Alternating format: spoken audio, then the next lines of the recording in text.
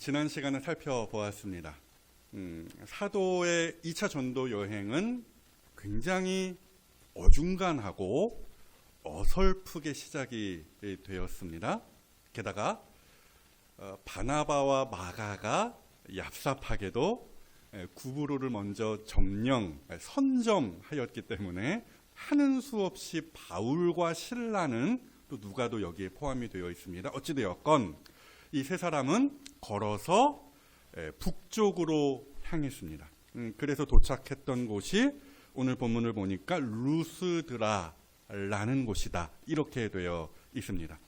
이곳은 바울에게 있어서 아픈 기억을 남긴 곳이었습니다.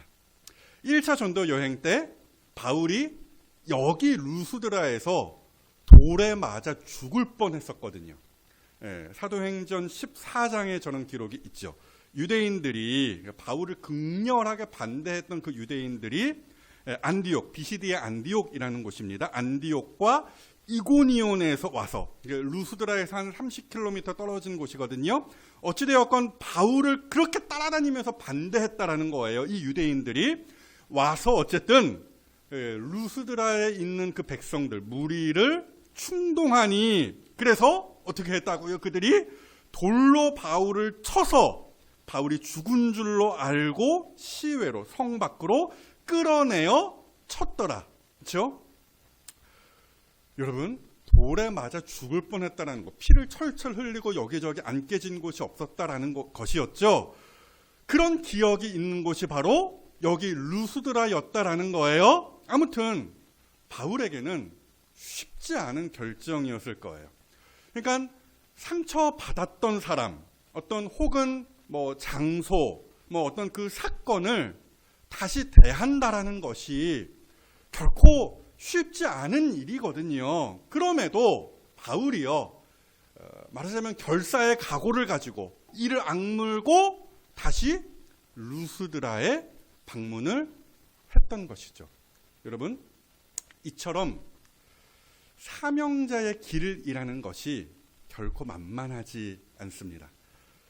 때문에 오늘 우리에게도 어떠한 각오가 있어야 하는 거예요. 나는 못해, 목사님이나 하는 일이지, 나는 못해, 안 해, 이럴 것이 아니라 동일하게 죽으면 죽으리라는 에스더의 각오를 우리가 오늘 다질 수 있어야 한다라는 거예요. 제가 너무 초장부터 부담을 드리는 것입니까? 어찌되었건 전도의 사명자로서 길을 떠나는 우리에게 본문이 들려주는 아주 귀한 이야기가 있음을 오늘 말씀드리고자 합니다. 자, 오늘 본문은요, 전도의 사명을 감당하는 데 있어서 우리가 꼭 알아야 하는 두 가지 교훈을 건네는데요. 첫째, 먼저 한번 따라해 보십시오. 씨앗을 뿌리면 열매를 맺는다. 자, 여기 루스드라에서 디모데라는 사람이 오늘 등장을 합니다. 여러분, 디모데 잘 아시는 이름이에요. 바울의 둘도 없는 동역자이기도 했고요.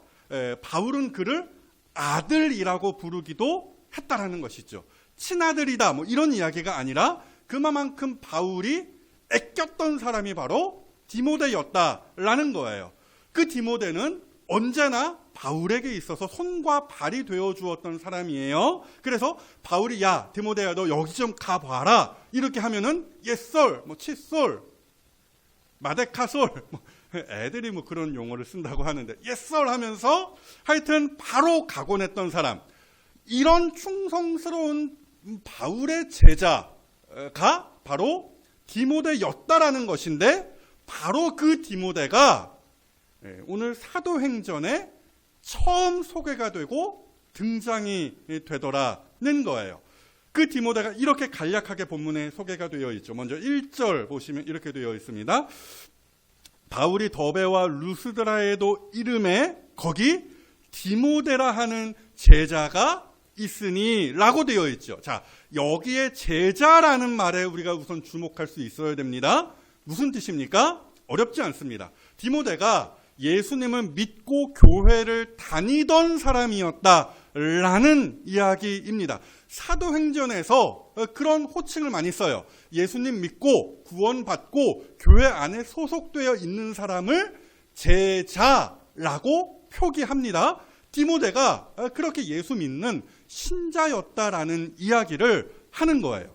자, 그렇다면 디모데가 언제 어디서 어떻게 예수님을 믿는 신자가 되었을까요? 답은 간단합니다. 바울이 1차 전도 여행 때 여기 루스드라 다녀갔다라고 했죠. 그때 바울이 이 루스드라에 와서 뭘 했겠습니까? 1번 관광, 2번 맛집 탐방, 뭐 오리당에도 가고 세종 떡볶이에도 가고 뭐 이러면서 맛집 탐방. 3번 복음 전파. 답은 3번 복음 전파죠.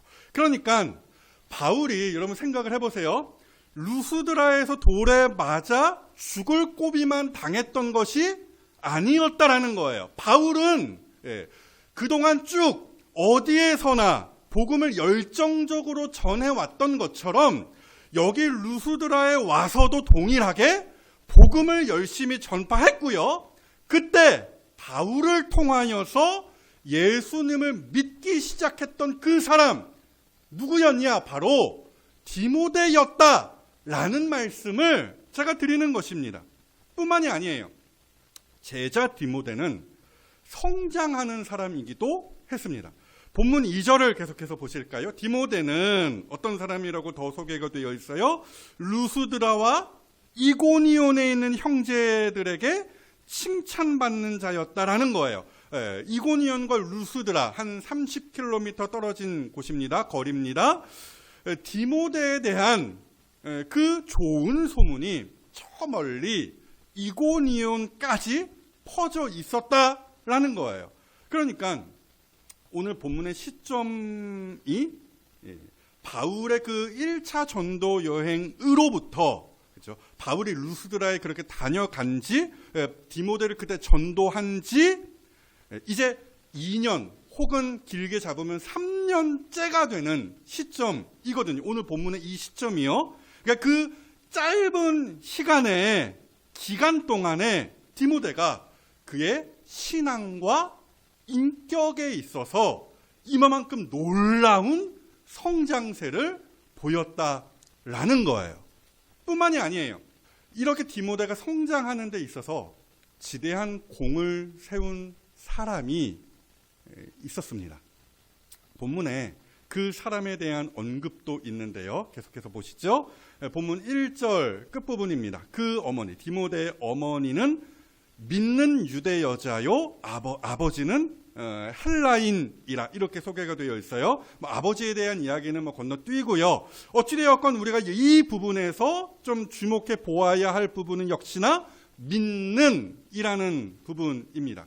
저게 무슨 얘기냐면은 디모데의 어머니는 원래 유대인으로서 유대교인이었다라는 것이죠. 그런데 기독교로 개종을 하여서 이제 예수님을 믿는 사람이 되었다라는 이야기예요. 아무튼 디모데의 어머니 역시 바울이 1차 전도 여행 때 루스드라에 왔었다라고 했잖아요. 그때 바울이 전한 복음을 듣고 예수님을 믿었던 걸로 봅니다. 그리고 한 사람 더 있어요. 그렇죠? 여기에는 언급이 되어 있지 않지만 디모데 후서 1장을 보시면 이렇게 되어 있습니다. 디모데 외할머니에 대한 언급이 거기 있는데요. 디모데에게 바울이 이렇게 이야기하는 거예요. 이는 내 속에 거짓이 없는 믿음이 있음을 생각함이라. 이 믿음, 디모데 안에 있는 그 믿음은 먼저 너의 외조모, 외할머니 로이스와 실명이 거론이 됩니다. 그리고 어머니 유니게, 사도행전 오늘 본문에는 실명이 나와 있지 않지만 디모데 후서에는 디모데의 어머니의 이름이 나와 있죠. 어머니 유니게 속에 있더니 그것이 너의 속에도 있는 줄을 확신하노라. 디모데 후서가 어떤 성경입니까? 바울이 진짜로 말 그대로 죽기 전에 아들과 같은 디모데에게 남겼던 유언과 같은 말씀이거든요. 아무튼 거기에서 바울이 뭐라고 이야기하는 거예요? 외할머니와 어머니의 순결한 그 신앙을 야 디모데 네가 물려받은 거야. 이렇게 이야기하는 것이에요. 자, 그러니까요. 바울이 1차 전도 여행 당시 그렇죠? 열심히 말씀의 씨앗을 뿌렸습니다. 그리고 그때 당시 바울은요. 디모데 외할머니 로이스와 또 어머니 유니게와 그리고 당시에 나이가 한 고등학생쯤 되었을 것으로 추정하는 그 디모데까지, 그렇죠? 그냥 그렇게 싹이 이게 트는, 그렇죠? 싹이 나고 um이 트는 그런 것까지만 보았다라는 것이죠. 그리고서 얼마간의 시간이 흘렀을까요? 많게 잡으면 3년입니다. 다시 바울이 루스드라에 와서 뚜껑을 열어보니 디모데가 그렇게 신실한 외할머니와 어머니 밑에서 이처럼 멋있는 그리스도인으로 자라나 있더라는 사실을 확인하는 것이죠. 사랑하는 여러분, 이것이 전도의 사명을 감당하는 사람의 소망이 되는 거예요. 전도를 막상 할 때에는 고생을 많이 합니다. 욕도 먹고 심지어 바울처럼 돌에 맞아 죽을 뻔도 합니다. 하지만 결국에는 시간이 조금 흘러보면은 다디단 열매를 맛보는 날이 온다라는 거예요. 그러하기에 우리는 계속해서 쉼없이 말해야 됩니다. 쉬지 않고 복음의 씨앗을 여기저기 뿌릴 수 있어야 되는 거예요. 야, 교회 가자. 야, 예수님 믿어야 천국 간다. 뭐 이것도 저것도 다 안 되면은 최후의 방법 뭐예요? 하여튼 최후의 카드로서 뭘 꺼냅니까? 야, 파랑교회 목사님 잘생겼어. 뭐 이런 거. 그죠? 어찌되었든지 상황과 형편에 맞춰서 우리는 계속해서 복음을 전할 수 있어야 돼요. 낙심하지 않고, 그렇죠? 실망하지 않고, 포기하지 않고 계속해서 복음을 전할 수 있어야 됩니다. 그래서 바울이 디모데에게 가르친 저 말씀을 보십시오. 너는 말씀을 전파하라. 때를 얻든지 못 얻든지 항상 힘쓰라고 했습니다. 제가 어렸을 때 한 중학생 때쯤이었을 것 같은데요. 무슨 전도왕 이런 책 유행을 좀 했었습니다.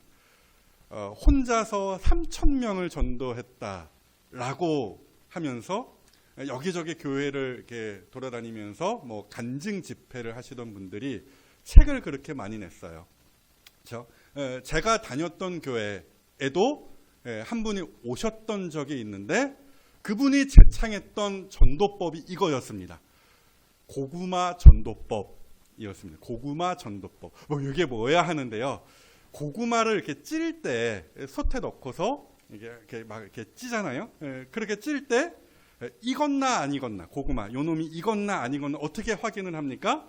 찔러보죠. 젓가락을 맞죠? 찔러보죠. 제가 이렇게 해본 적은 없습니다만은 젓가락으로 찔러서 푹 들어가면은 얘가 다 익었구나. 이렇게 판단을 하는 거 아닙니까? 여러분 똑같아요. 그거예요. 교회 나올 때까지 찔러본다라고 해서 고구마 전도법. 또 어떤 분은 진돗개 전도법도 만들었어요. 뭡니까? 한 번 물면 놓지 않는다. 이래서 진돗개 전도법, 진돗개 전도왕 이런 책도 있었는데요. 무슨 말씀을 드리는 거예요? 우리는 예수님처럼 바울처럼 때를 얻든지 못 얻든지 되든지 안 되든지 끈질기게 말씀을 전파하는 사람들이어야 한다라는 말씀을 드리는 거예요. 사랑하는 여러분, 그러하기에 바라기로는 계속 찔러보시는 여러분들이 되시고 또 심지어 한 번 물면 놓지 않는 전도의 사명자가 다 되시기를 주님의 이름으로 축복합니다. 이런 면에서 감사한 일이 몇 가지 좀 있었는데요. 그 중에 하나를 제가 소개할까 합니다. 여러분 혹시 기억하십니까? 제가 지갑을 찾아줬던 그 형제 있었습니다. 여기 1단지인가요? 거기 사는 이제 친구인데요. 사실 연락이 좀 끊겨서 한동안 한두 달 정도 연락이 끊겨서 뭐 아닌가 보다 뭐 그러고 있었습니다. 그런데 마침 보니까 지난 9일이 그 형제의 생일이더라고요. 뭐 카톡에 이렇게 뜨지 않습니까? 오늘 생일 뭐 이렇게 해가지고 그 친구의 이름이 뜨더라고요. 그래서 혹시나 해서 한 번 더 찔러봤습니다. 그죠? 안녕하세요. 최주봉 목사입니다. 오늘이 생일이시군요. 뭐 이렇게 하면서 제가 11월 9일에 군대를 갔었거든요. 저는 군대를 갔었는데 이날 군대를 갔었는데 뭐 이런 이야기를 하면서 뭐 언제 뵐 수 있을지 모르겠지만 뭐 아무튼 축하드립니다. 뭐 이런 이야기들을 메시지를 그 형제에게 보내주었습니다. 단문을 기대하지 않았어요. 많이 좀 씹었거든요, 이 친구가. 그런데 웬일로 그날 답이 왔어요. 그 친구의 말인즉 지금 현재 자기가 대전에 와 있다라고 합니다.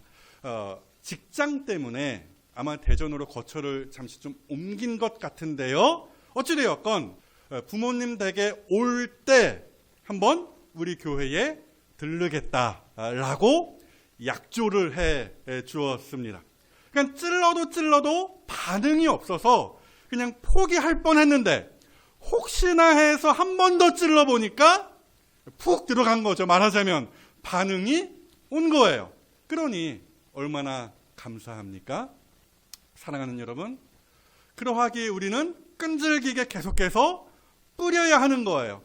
뿌리지 않으면, 그렇게 찔러보기라도 하지 않으면 결코 열매를 거둘 수가 없기 때문입니다. 이것은 하나님께서 세우신 법칙이죠. 이 말씀, 시편의 말씀을 보십시다. 눈물을 흘리며 씨를 뿌리는 자는 기쁨으로 거두리로다. 그러므로 땀 흘리며 복음의 씨앗을 열심히 뿌리시는 우리 성도들 되시기를 축복하고요. 전도의 열매를 끝내 맛보시면서 기뻐하실 수 있는 이 자리에 모든 성도들이 다 되시기를 주님의 이름으로 먼저 축복합니다. 여기에서 한 걸음 더 나아가서 전도의 길을 떠나는 그대에게 드리는 오늘 본문에서 건져 올리는 두 번째 권면, 이것입니다. 한 번 더 따라해 보실까요? 고집을 버리고 유연하라. 본문 3절을 보시죠. 바울이 디모데입니다. 그를 데리고 떠나고자 할세, 이렇게 우선되어 있죠. 여러분, 이 대목에서 우리는요, 디모데가 사역자로서 얼마나 매력적이었는지를 알 수 있습니다. 바울은요, 즉흥적인 사람 절대 아니에요. 하나하나 1에서부터 10까지 다 계획적으로 움직이는 사람이거든요. 그런 바울이 즉흥적으로 지금 결정을 내린 거예요. 야, 저 디모데 우리 데리고 가자. 이렇게 결정을 내린 거예요. 주변 모든 사람들이 디모데 하면 엄지척을 세우니까 아마도 바울로서는 좀 사람 욕심이 났었던 것 같습니다. 그래서 데리고 2차 전도 여행을 함께 하려고 했던 거예요. 그런데 보십시오. 루스드라를 떠나기 전에 바울이 디모데에게 행한 것이 있어요. 그것이 뭐였습니까? 할례였습니다. 여러분, 할례라는 것이 무엇입니까?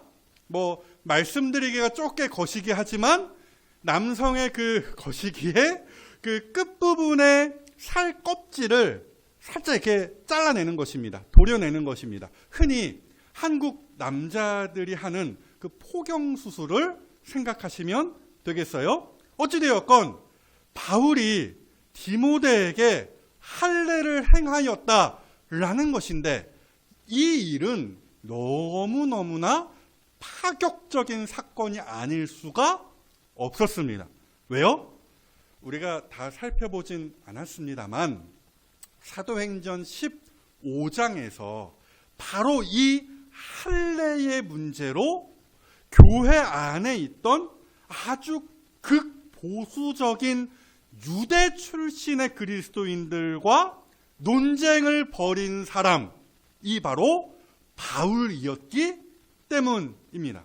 바울이 그렇게 논쟁을 벌이면서 회의를 하면서 결정을 하면서 무슨 이야기를 주장했냐면 이런 이야기였어요. 할례는 마음에 받는 것입니다 라고 이야기를 하면서 이미 하나님께서 예수님을 믿는 신자의 마음에 할례를 행하셨습니다 라고 하면서 몸에 받는, 남자들이 받는 그 할례는 형식적인 것 뿐입니다 라고 하면서, 그러니까 더 이상 우리 할례에 연연하지 맙시다. 집착하지 맙시다. 할례 안 받아도 됩니다 라고 말을 했었던 사람이 베드로였고, 그 베드로의 말에 옳소 나도 동의합니다, 그렇게 찬성표를 던졌던 사람이 바울이었다라는 것이죠. 그랬던 바울이 여기서는 할례를 행하였다? 뭡니까? 이랬다가 저랬다가 왔다 갔다, 도대체 뭐 하자는 거냐, 뭐가 맞다라고 이야기하는 거냐 라고 따질 수 있는 대목이 되는 것이죠. 그러나 사랑하는 여러분, 복잡하게 생각하실 것 전혀 없어요. 왜요? 오늘 본문에 다 친절하게 설명이 나와 있기 때문이죠. 본문 3절을 다시 한번 더 보시죠. 바울이 그를 데리고 떠나고자 할새, 그 다음이요, 그 지역에 있는 유대인으로 말미암아 그를 데려다가 할례를 행하니 이는 그 사람들이 그의 아버지는 헬라인인 줄 다 알미러라. 이렇게 복잡한 이야기가 이렇게 되어 있는데 간단해요. 바울의 머릿속에는 온통 복음 전파에 대한 생각뿐이었다라는 것이죠. 여러분, 당시 루스드라, 이고니온, 하여튼 이쪽 지역에 있었던 그 유대인들이 참으로 만만치 않은 사람들이었습니다. 말씀드렸죠. 이미 1차 전도 여행 때 바울을 쫓아다니면서 이고니온에서 루스드라까지 쫓아다니면서 바울을 괴롭혔던 사람들이 바로 그 지역 유대인들이었거든요. 그러니까 이제 디모데가 가는 그 전도의 길, 그 사명자의 길은 한마디로 전쟁터와 같았다라는 이야기입니다. 이에 바울은 행여라도 디모데가 할례를 받지 않았다라는 이유로 유대인들에게 심한 공격을 당할까 봐, 너 할례도 받지 않은 것이 지금 여기가 어디라고 이런 식으로 책 잡을까 봐, 또 그 할례로 인하여서 쓸데없는 논쟁에 휘말릴까 봐 바울이 디모데에게 할례를 행한 거예요. 그러니까 바울이요, 이랬다가 저랬다가 왔다 갔다 했다라는 것이 아니라 조금 더 효과적으로 복음을 전파하기 위하여 바울이 할례를 택했던 것이에요.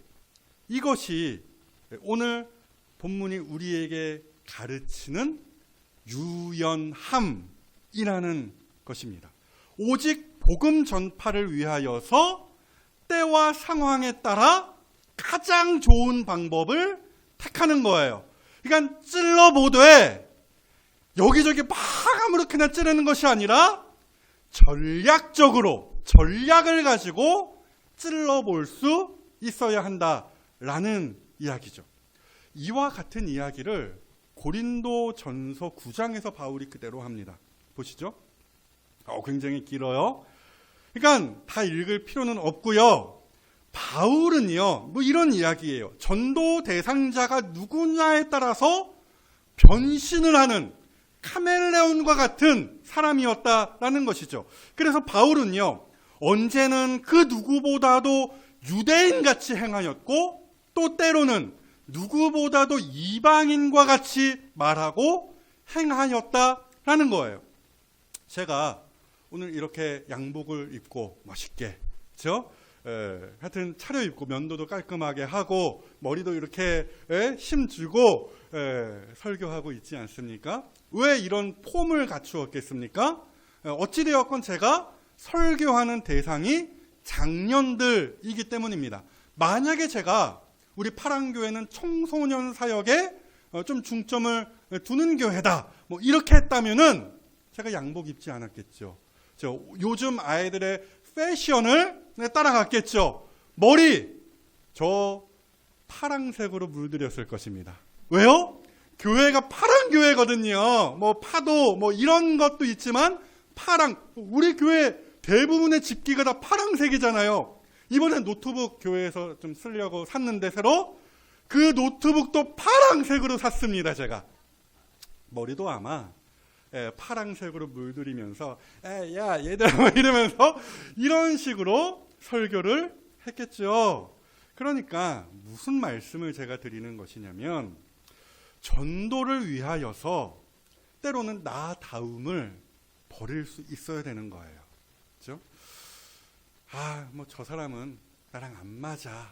뭐 이런 거 아니라 나는요 전도할 용기가 나지를 않아요. 뭐 이런 것도 아니라 저 원래 소심한 사람이거든요.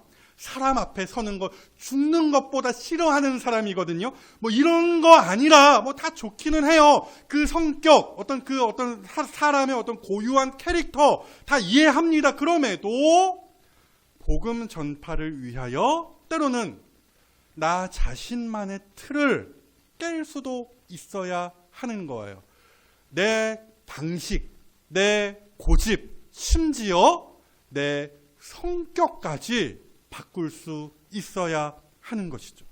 이것이 오늘 본문이 오늘 또 바울이 우리에게 보여주는 유연함이라는 것입니다. 이 같은 관점에서 우리는요 전도하다가 손해를 볼 수도 있어야 하는 거예요. 때로는 자존심 구기는 일도 흔쾌히 감당할 수 있어야 하는 것입니다. 여러분 마태복음 5장에 있는 바로 그 산상수훈의 말씀들이 있잖아요. 그 말씀들을 이 전도와 한번 연결시켜 보자고요. 주님께서 이런 말씀하시는 거 잘 아시죠? 누가 너의 오른뺨을 치면 어떻게 하라고요? 왼뺨 들이대주고 또 오리를 가자 하면 어떻게 하라고요? 억지로 오리 가자 하면 심리도 동행하라. 뭐 이런 말씀 하잖아요. 왜 이렇게 세상 사람들에 대하여서 혹은 악인에 대하여서 친절한 삶을 살아야 한다라는 것입니까? 예수님께서 이렇게 하신 말씀 기억하시죠? 마태복음 5장 16절 이렇게 되어 있어요. 이같이 너희 빛이 사람 앞에 비치게 하여 그들로 너희 착한 행실을 보고 하늘에 계신 너희 아버지께 영광을 돌리게 하라. 여기 하나님께 영광을 돌린다라는 이런 표현이요, 구원을 받는다라는 말이에요. 그러니까 무슨 얘기냐면은 어떤 악인이 너의 오른뺨을 치고 뭐 너희를 괴롭히는 사람들이 뭐 부당한 요구를 하고 뭐 그러더라도 너희가 착한 행실을 보인다면 그 악인들이, 그 나쁜 사람들이, 믿지 않는 사람들이 너희의 그 행실을 보고 예수님을 믿고 하나님께로 돌아온다라는 말이에요. 말인즉 우리가 당한 그 손해, 또 우리의 그 착한 행실이라는 것이 얼마든지 전도의 도구가 될 수 있음을 사실 예수님께서 가르치셨던 것이죠. 그러니까 전도하다가 내가 좀 욕을 먹어도, 내가 좀 손해를 봐도 괜찮아야 하는 것이에요. 그런 나의 삶을 통하여서 복음이 그 어떤 믿지 않는 누군가에게 전하여지고 그 사람이 결국 믿는 사람이 될 수만 있다면 그 어떠한 비난과 손해를 당해도 참으실 수 있어야 한다라는 것입니다. 사랑하는 여러분, 복음은 변하지 않습니다. 하지만 우리의 말투와 행동과 겉모양은 얼마든지 언제든지 바꿀 수 있어야 하는 것이에요. 그러므로 바라기로는요, 예수님께서 그렇게 말씀하셨던 건 여러분 아십니까? 뱀같이 지혜롭게, 그렇죠? 비둘기같이 순결하게 복음의 씨앗을 뿌리시고요, 끝내 그 열매를 맛보실 수 있는 이 자리의 모든 파랑교회 식구들, 전도의 사명자들 다 되시기를 주님의 이름으로 축복합니다.